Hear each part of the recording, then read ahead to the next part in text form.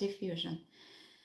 Welcome to my channel. If you are here, make sure to subscribe and turn on notifications because every week I share information and interesting facts, evidence-based articles and strategies and about personal growth content that can truly help to change your life. Today we are going to talk about a very special topic, but first I need to ask you something. Have you ever had a moment when a thought pops up in your mind? For instance, it can be such as I'm not good enough, I'm going to fail, everyone is better than me, and then thought takes over so strongly that suddenly you feel like you can't breathe. Or the opposite might happen. You try to push the thought away and you say, I shouldn't think like this, I shouldn't feel this way. But the more you try to raise it, the stronger it becomes. It can be exactly the same. Can be happening with the feelings also. For instance, if you are experiencing certain feelings and if you don't want to have these feelings, if you want to delete these feelings, you can be fused with the feelings as well, starting to see everything from the lens of these feelings or thoughts. And this is the point where you get fused with the thought or the feeling, and your actions are started to be dictated by these feelings or thoughts, and they are considerably impacting your behavior. And if that sounds familiar, then this video is exactly for you, because today we are going to talk about what may be the most powerful tool in ACT therapy, cognitive diffusion. And by the end of this video, you'll learn what cognitive diffusion is and why is it so powerful and how you can use it in order to improve your life and to change, and how your brain relates to thoughts from a scientific perspective. And we'll also discuss about 5 different diffusion techniques that can be used so that you can start using them right away, and how these techniques work in real life situations. So what's cognitive diffusion? Cognitive diffusion is one of the 6 core processes of ACT therapy. And in this previous video, we talked about ACT more broadly. If you haven't seen it, I'll leave it in the description and you can definitely go watch it again. So let's break down the word diffusion. What does diffusion really mean? In order to understand it, it's important to know what is fusion. It means merging, blending, becoming one. It means that thoughts are so close to you that you stop realizing and seeing the thought just as a mental event, and you start to see it as a reality, even though it's not always the case. And diffusion means creating space, taking space, separating from the feeling or the thought. So cognitive diffusion means this: instead of fusing with your thoughts, you create distance from them, and instead of leaving them as if they were absolute truth, you begin to see them as just thoughts. It sounds simple, but in practice it can really create a lot of change and improve your life. So what is fusion and why is it harmful? Let's understand fusion, because to understand diffusion we need to understand fusion as well. Cognitive fusion means becoming so entangled with the thought that you can no longer distinguish between the thought and reality. And let's make it more concrete. A thought, for instance, imagine a thought comes up. Maybe you have a thought that you are unloved, and when you are fused with this state, that thought feels like a fact, and then you begin to act accordingly.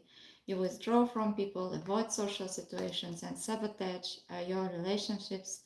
But it was a thought, just a thought, not reality, just something your mind has produced. And fusion is like sitting so close to a movie screen that you are pressed against it and you are inside the movie. Everything feels huge, overwhelming, and real. And diffusion is like taking one step back and sitting in your seat. You are still watching the movie, you still see it and you still feel it, but now you are no longer drowning inside it. So what does science say about this? Research shows that cognitive fusion is strongly associated with depression, anxiety, and chronic stress. And on the other hand, a person who can create distance from their thoughts has more psychological flexibility, which helps them to better focus on their work, to react, to become more resilient and active during times of stress. And studies by Stephen Hayes and his colleagues suggest that this distance we have from our thoughts, in other words, the level of diffusion, directly affects our psychological flexibility.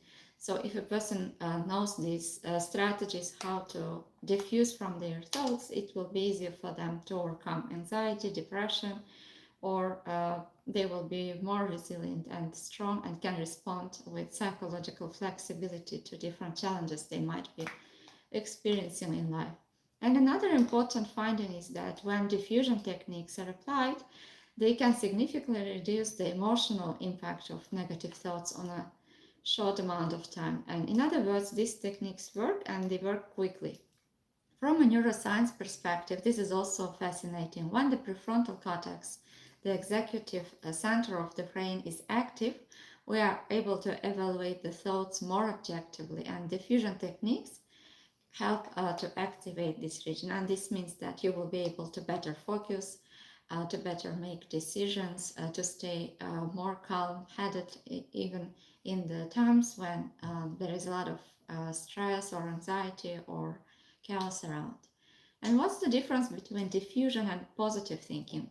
There's a very important point I want to emphasize here, that cognitive diffusion is not the positive thinking. Positive thinking says replace the thought. For instance, if you have a thought, I'm going to fail, you can replace it with I can do it. But the problem is that with some people this doesn't work as it is said, and maybe your mind will start to generate other thoughts, other negative thoughts, and what will eventually happen that you are just using a lot of your energy and time and resources in order to fight and argue with yourself. And each time when you will create another positive thought, your mind might be trying to tell the quite opposite.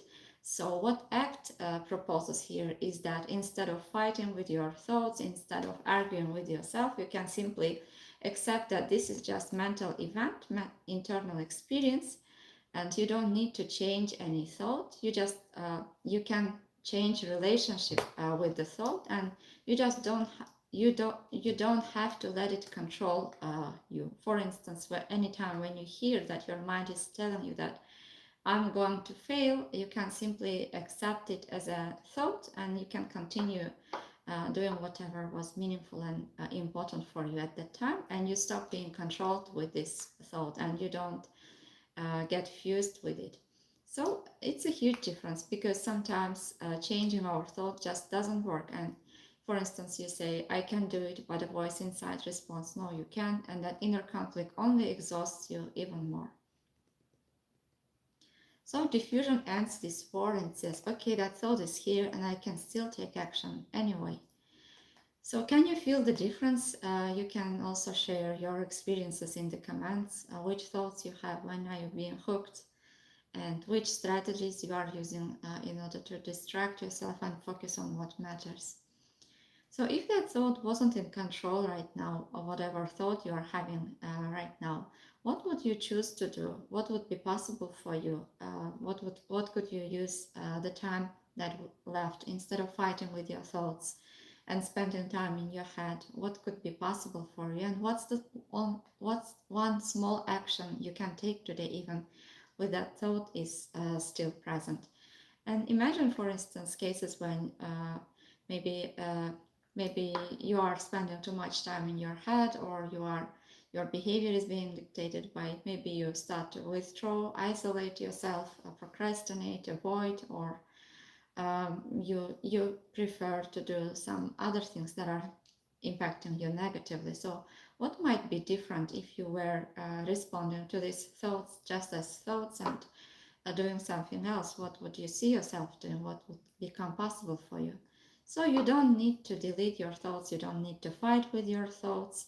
Your mind is a problem-solving machine, and it tries to solve emotional pain like a mathematical problem, and that doesn't always work. And as we have already mentioned, that automatic thoughts, like everyone have automatic thoughts, no one can delete them, and this is a sign of being human. And however, we can learn to change relationship with these thoughts and to choose to do something different. So the goal isn't to silence your mind. It's to stop. It is to stop letting it ruin your life. And this aligns with ACT's core idea that change your relationship to thought, not their content. And imagine yourself 5 years from now. You handled anxiety or difficult thoughts well. You showed up more fully in your life. How would you be treating people? How would you be treating yourself? What would be meaningful in your life? What would be important for you? What happens when you try to get rid of a thought? And what might be possible if you just take a deep breath, step back, and see it as a thought and continue doing what is important for you? So really notice this. When your mind says something painful, such as I'm not enough, something's wrong with me, what do you usually do? Instead of doing that, pause and don't argue, don't push away, don't try to replace or fix it, because maybe it might work for a moment, but then it comes back. So instead of that, ask yourself what's important for you at this moment, and just take the smallest step that you can take at that moment. Maybe if you think that your health is important for you, for instance, take a 10-minute walk. If you think that your relationships matter, you can call someone and connect. If you think that your education is valuable, you can open the book and read a few pages or learn something new.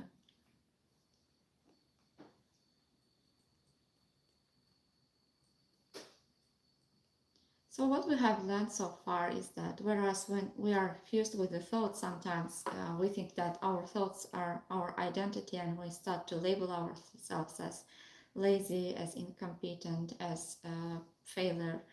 However, when we see the thought from distance, it's more easier for us to create change and not to stick it into your identity. And anytime when you are when you feel that you have some uncomfortable thoughts, you can remind yourself that you are the one who is noticing these thoughts, and the part of you, the observer part, has been there the whole your life. It noticed your thoughts when you were a child, when you were a teenager, and it's noticing them right now. And that part of you is not broken. You are the awareness who is noticing all these thoughts. And now here is the part people often misunderstand, is that accepting these thoughts doesn't mean that you like these thoughts, or you think that they are 100% true. You just open space for these thoughts. It means making room for them so that they don't have to control your life. So if your thoughts don't have to decide what you would do, then what might be different? What actually matters for you? What's important for you? What you would like to see in your life after 10 years, 5 years? If your thoughts were not running the show, how would you show up in your relationships with yourself, with others, with your work, with your studies, with challenges, with stress? And here's the key question. Can you take one small step in that direction today?